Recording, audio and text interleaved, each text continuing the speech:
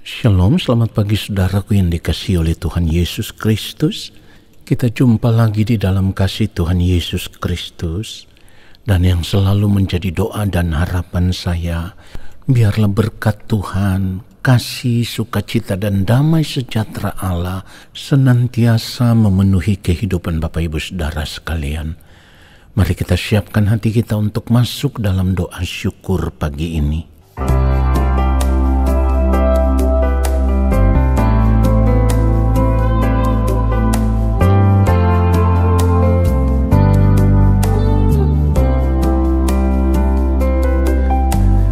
Selidikilah aku, ya Allah, dan kenallah hatiku. Ujilah aku dan kenallah pikiran-pikiranku.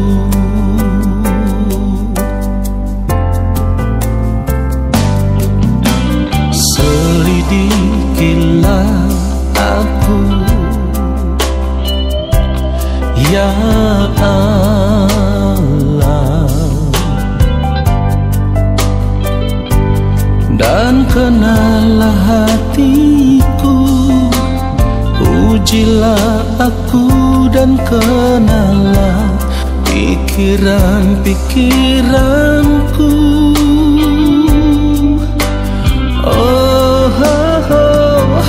Lihatlah apakah jalanku seru, dan tuntunlah aku di jalan yang kekal.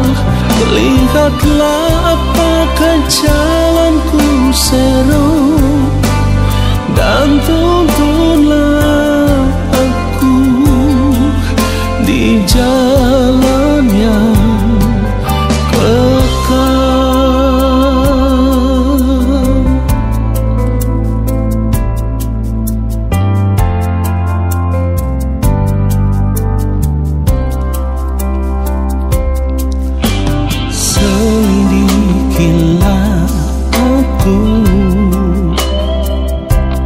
ya Allah, dan kenallah hatiku. Ujilah aku dan kenallah pikiran-pikiranku.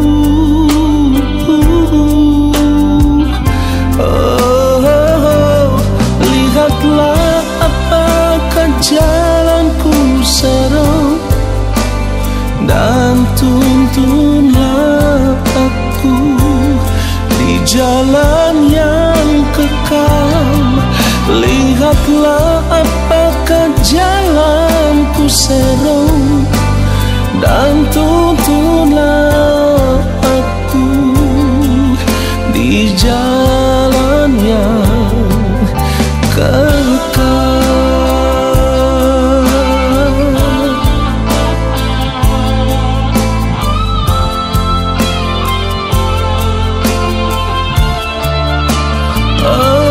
Lihatlah apakah jalanku seru, dan tuntunlah aku di jalan yang kekal. Lihatlah apakah jalanku seru, dan tuntunlah aku di jalan yang kekal, dan tuntunlah aku di jalan yang kekal.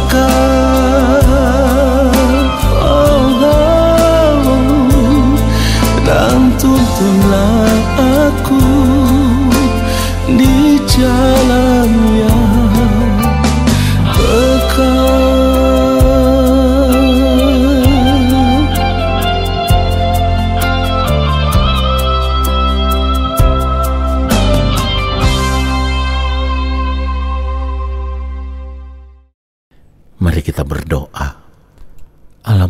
yang Maha Kudus, Allah yang Maha Agung, Allah yang Maha Mulia, kembali saat ini kami ada di hadapan-Mu ya Allah.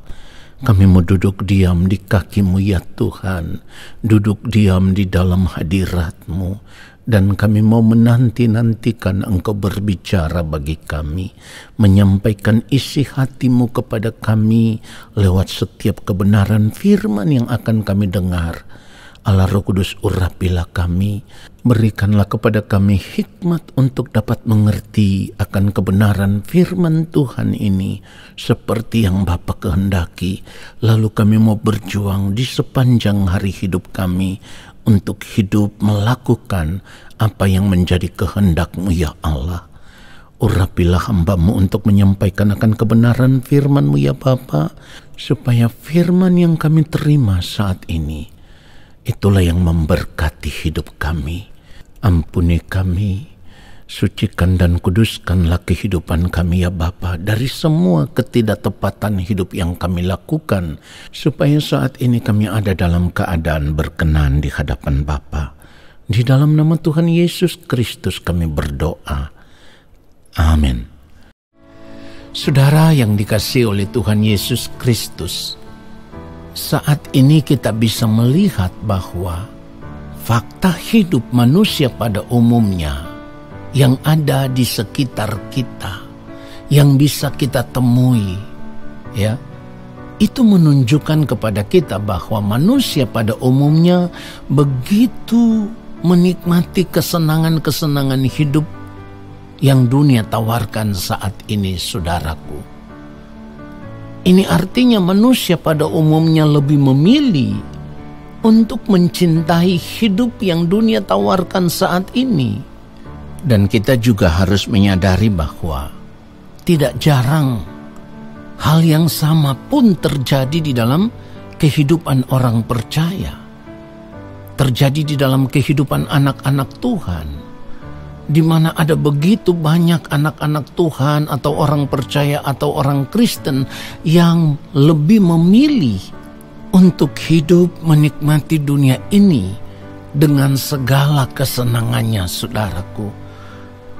Dan kalau kita mau jujur ya, untuk memeriksa seluruh cara hidup kita, seluruh gaya hidup kita pribadi lepas pribadi, bisa saja kita temukan di dalam kehidupan kita, ternyata kita juga termasuk orang-orang yang lebih memilih untuk mencintai kesenangan hidup yang dunia tawarkan saat ini, saudaraku.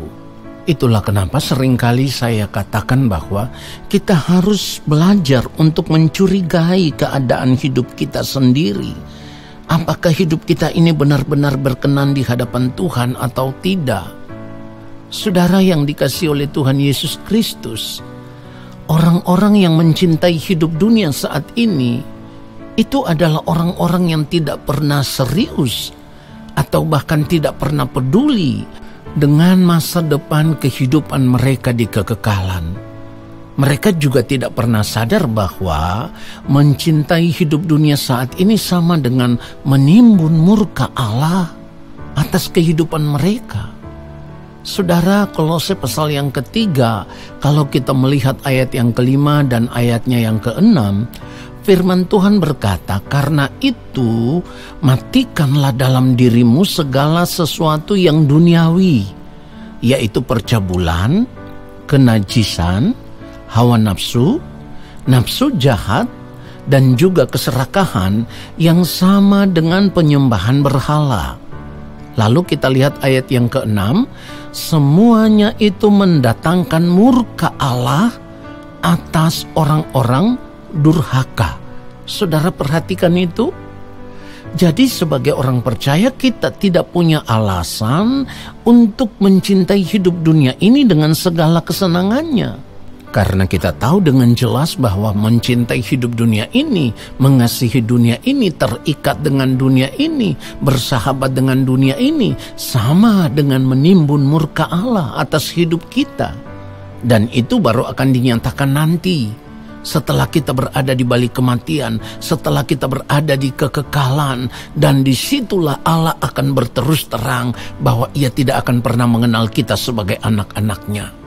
Itulah yang harus membuat kita waspada. Itulah yang harus membuat kita saat ini mawas diri. Itulah yang harus membuat kita benar-benar menjaga hati dan pikiran kita supaya tetap ada sepikiran, seperasaan dengan Tuhan, dan mau hidup hanya seturut kehendak Tuhan saja. Nah, saudara yang dikasihi oleh Tuhan Yesus Kristus, mencintai hidup dunia ini dengan segala kesenangannya dan tidak peduli dengan perintah Tuhan untuk menjauhi semua itu, seperti yang firman Tuhan sudah katakan tadi, maka semuanya itu akan mendatangkan murka Allah atas kehidupan kita. Sekali lagi, semuanya itu akan mendatangkan murka Allah atas kehidupan kita. Yang saya katakan tadi bahwa Allah akan menyatakan itu berterus terang kepada kita setelah kita berada di balik kematian nanti. Saudara, ini satu kengerian yang sangat luar biasa. Kita harus gentar terhadap hal ini. Kalau saudara tidak takut, saya tidak mengerti. Mengapa? Hanya karena kesenangan hidup dunia ini saudara rela menerima murka Allah, dan itu artinya saudara akan terbuang ke dalam kebinasaan kekal yang firman Tuhan katakan, di sanalah terdapat ratap tangis dan kertak gigi. Hukuman itu tidak pernah berakhir, dan saya selalu berkata, saudaraku, api neraka itu tidak pernah padam. Saudara yang dikasihi oleh Tuhan Yesus Kristus, kita bisa saja tidak peduli dengan keadaan ini sekarang. Tetapi ingat baik, ketika kita berada di balik kematian, ketika kita berada di kekekalan, maka kita sudah tidak punya kesempatan lagi untuk berubah. Ketika kita berada di kekekalan, kita sudah tidak punya kesempatan lagi untuk memperbaiki diri. Kita sudah tidak punya kesempatan lagi untuk bertobat, saudaraku. Jadi jangan sampai menyesal dan ternyata itu semua sudah terlambat.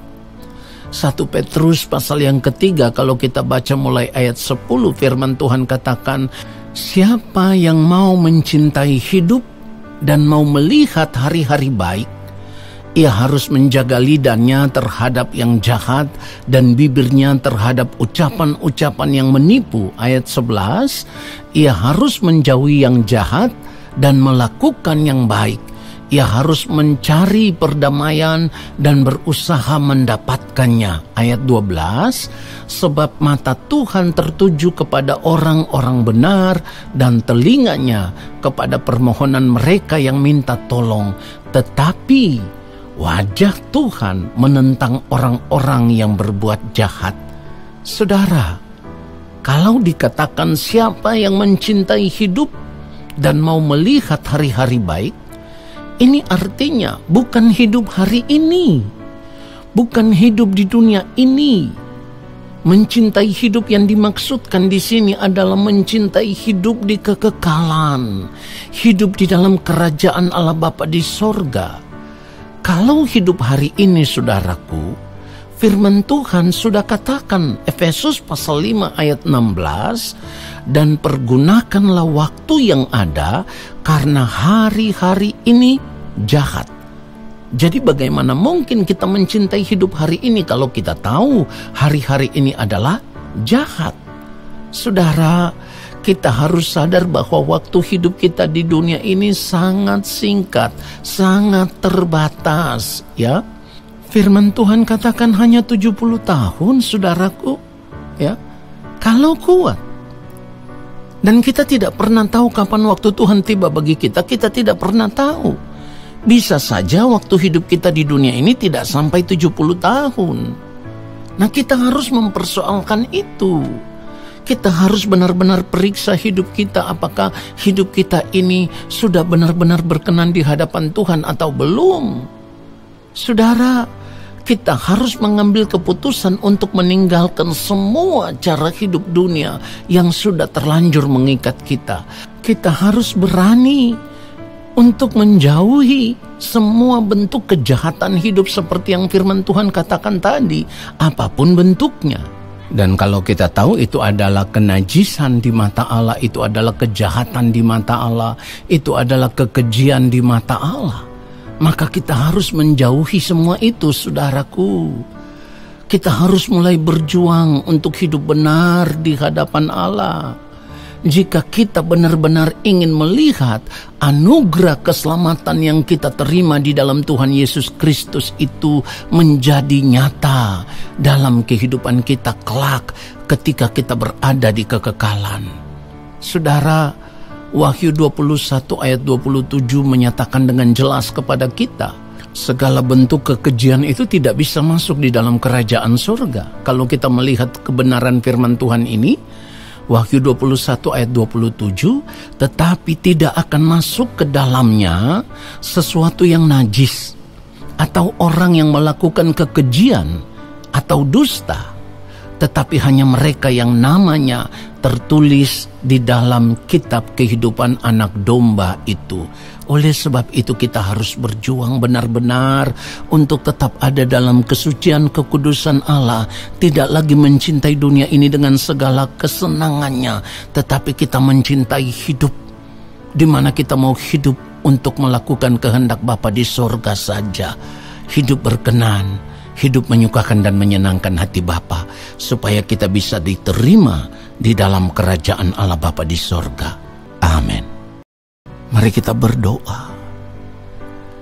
Yang Maha Mulia, terima kasih. Bapa sudah melawat kami dengan kebenaran firman-Mu. Kami sudah mendengarkan kebenaran firman-Mu. Bapa, secara manusia seringkali kami tidak mampu.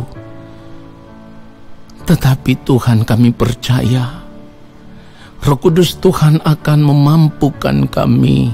Roh Kudus Tuhan akan menolong kami semua, supaya kami kuat, kami dimampukan untuk hidup benar di hadapan Bapa. Kami dimampukan untuk hidup dalam kesucian kekudusan Allah. Kami dimampukan Tuhan untuk melepaskan diri dari segala keterikatan dengan belenggu hidup dunia ini, apapun bentuknya, ya Allah Bapa di sorga. Kami mau Bapa temukan kehidupan kami benar-benar berkenan di hadapan-Mu. Kuduskanlah hidup kami yang mulia. Bawalah kami terus tenggelam di dalam hadirat-Mu senantiasa. Biarlah kehidupan kami hari lepas hari, kami mau mencintai hidup yang Bapak berikan, bukan hidup dunia ini.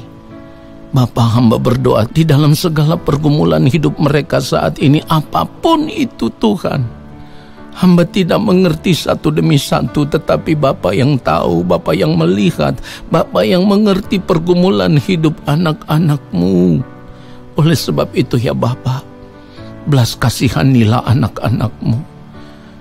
Apa yang mereka gumuli Tuhan, kiranya Bapa menjawab pergumulan hidup mereka. Tetapi janganlah karena kehendak hamba, melainkan biarlah semua itu terjadi karena kehendak Bapa di sorga. Di atas segala-galanya, kami rindu hidup benar di hadapan Bapa. Roh Kudus Tuhan menuntun kami kepada segala kebenaran, supaya semakin hari kehidupan kami semakin menyukakan dan menyenangkan hati Bapa di sorga. Dan saat ini kami semua mau mengangkat tangan di hadapan Bapa di sorga. Kami percaya Engkau akan menurunkan tangan dan memberkati kami. Turunlah atas kehidupan kami segala berkat kasih karunia daripada Allah Bapa di sorga. Rahmat cinta kasih yang berlimpah-limpah dari Gembala Agung yang mulia Tuhan Yesus Kristus, di dalam persekutuan yang manis dengan Roh Allah yang kudus, menyertai langkah hidup kami dan memberkati kami sekarang dan sampai selama-lamanya. Amin. Saudaraku, terima kasih sudah mengikuti doa syukur pagi ini. Sampai jumpa dalam doa syukur pagi besok hari. Shalom.